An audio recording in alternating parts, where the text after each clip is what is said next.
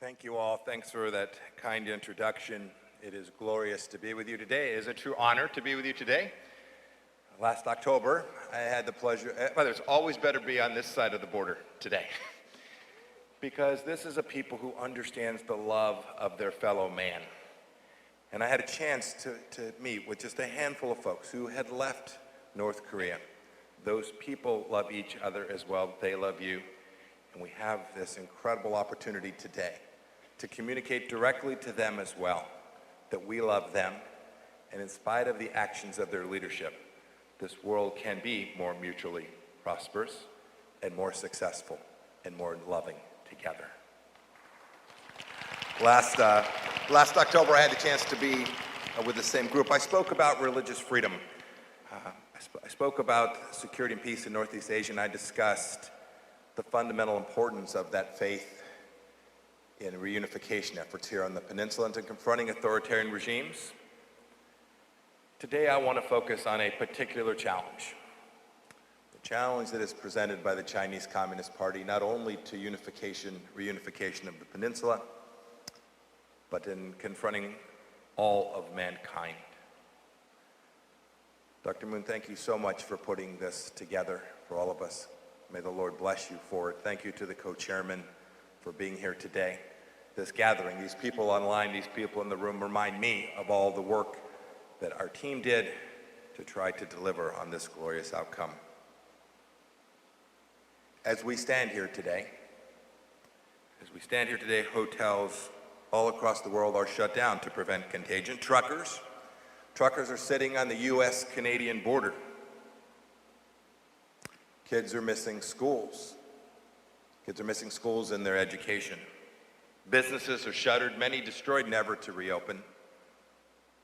Indeed, as many have spoken before, the entire way that we live today has been altered, now at least 2 years on and continuing. Why?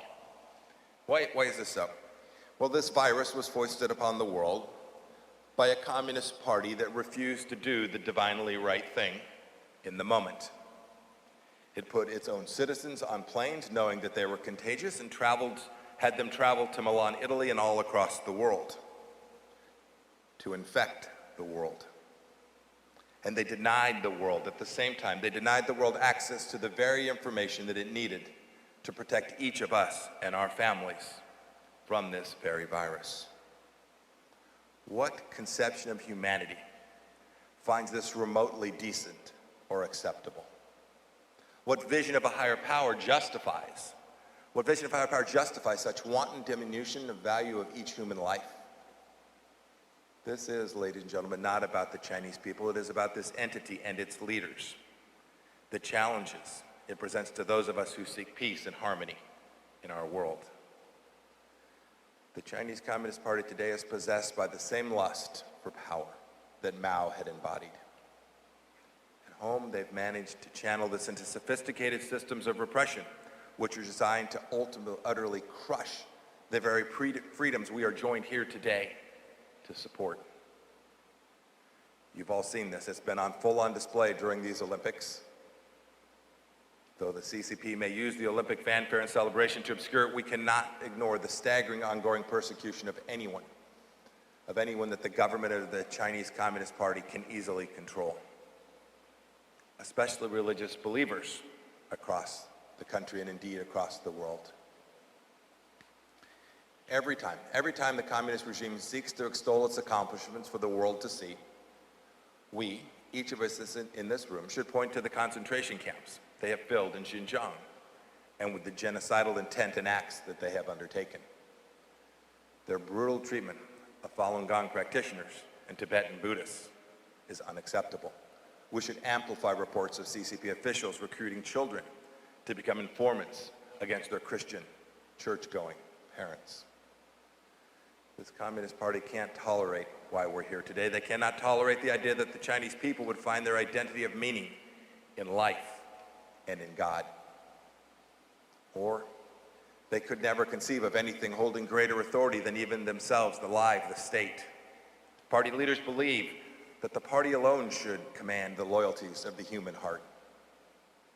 But Dr. Moon, what the UFP stands in strong opposition to that central idea. Little do they know that their suppression of faith is bound to backfire. God calls to every human heart, and we each to hear his calling.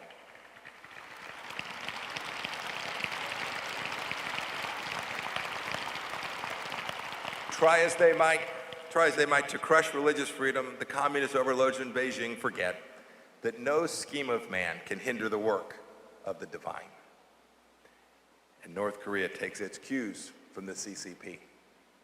We talk about Chinese conflict with Tibet, with Mongolia, with the people of Hong Kong and their efforts in Taiwan. We should not forget the long border and the conflict between the Chinese Communist Party and the Korean people of the North.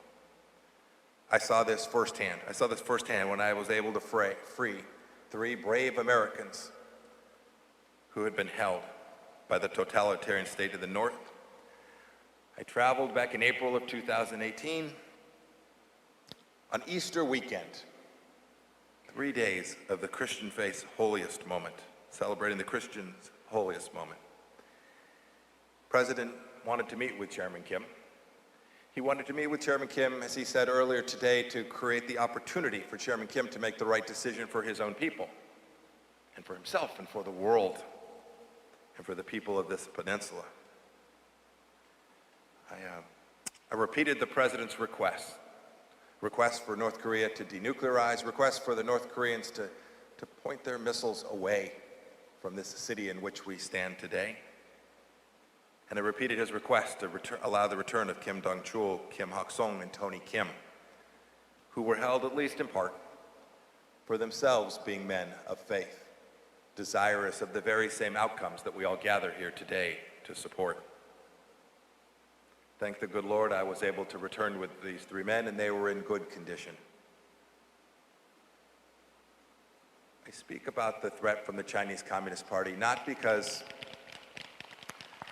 of a hatred, not because of any animosity, but out of a deep love for humanity, the humanity of the 1.2 billion Chinese people who are desirous of the lift of the Chinese communist yoke from upon their back, but because of my love for the people of all of Korea and your goals and your love for your fellow man. These communist efforts work against any understanding of a higher calling or a higher deity. They are efforts to disrupt peace and are part of a broader, troubling trend, moving to a world where, to quote Thucydides, the strong do what they can and the weak suffer what they must. It's why we efforted diplomacy, and it should always be our first tool to resolve crises. Indeed, I'm encouraged that the UPF urges personal connections to try and make progress towards that very peace and reunification. The historic meetings between President Trump and Chairman Kim that followed in June showed the power of a personal connection in a deep and fundamental way. We reduced risk for the moment, risk of an accident, risk of a mistake, risk for a very, very tragic outcome, and for the collateral damage that would have flowed all around the world. We created the necessary condition for the eventual reunification of the Korean people on the peninsula. And we were clear, too, this wasn't about wishful thinking. We come today with great hope in our hearts, but it must be based on a reality and a fact. If there's one thing I am most proud of, what President Trump and Vice President Pence and our entire leadership team understood, is that we can't pretend away our problems. We must build success upon foundations of facts and science. As a matter of human nature, it's a whole heck of a lot harder to fire a weapon of mass destruction at someone with whom you've met. And we spent time trying to help Chairman Kim come to know the world in a larger way. I know one of the cities of power in Beijing would not enjoy hearing the words that I have spoken today. But I believe that they know in their hearts that this is the truth. that this is the reality, and that most of the rest of the world, outside of their party, understands that there is a better way, a path forward that is deeply different, and that permitting North Korea to reunify with South Korea is something that they can have great effect on. They can permit the sanctions to be enforced. They can permit the North Korean people to travel. They can permit an understanding of hope and faith to permeate across their border. I'm counting on each and every one of you today, those of you here physically and those of you here remotely. I'm counting on you never to give up hope for peace and hope for reunification. I had the chance to meet with one of those 3 Americans that I freed just a few months ago. I met him in Los Angeles. He'd asked to see me. He asked to see me to let me know that even in his darkest moments while he was being held in North Korea, he never lost hope. He never lost faith. He prayed every single day. In the darkest night for him, he would not permit gloom because he knew that one day he would be reunited with his family because all of us so much desired peace. When we reunited after I first saw him in North Korea, we were at Andrews Air Force Base. It was the middle of the night. It was 3 in the morning. It was an incredible moment. The President and First Lady were there to greet them. And amid all the drama of the moment, one of those 3 Americans slipped a note to me. It was on a 3x5 card. It was a note that he had written while he was traveling back to the United States. If you look at the video, I slipped it into my pocket that morning. When I got home at a very late hour, I said to my wife, Susan, we need to read this, and we grabbed the card. It was Psalm 126. The Lord has done great things for us, and we are all filled with joy. I've kept that card. It's framed. It's in my office. It reminded me every day of my remaining moments as the Secretary of State that indeed we have all done great things and that we should have our hearts filled with joy, but there is much work left to do. The moment for reunification will happen. That day will come. And as a Christian, I think it's because the idea of reconciliation and reunification is at the core of the gospel as God welcomes us to himself. There is a divine authorship of even the simplest emotions. That night on the tarmac was so joyful, but it was just a foretaste of the joy that 2 whole nations will experience when this peninsula is reunified. God bless you. Thank you. Continue your efforts. The Lord is at our back, and he will welcome the reunification of the peninsula. Thank you all so very, very much.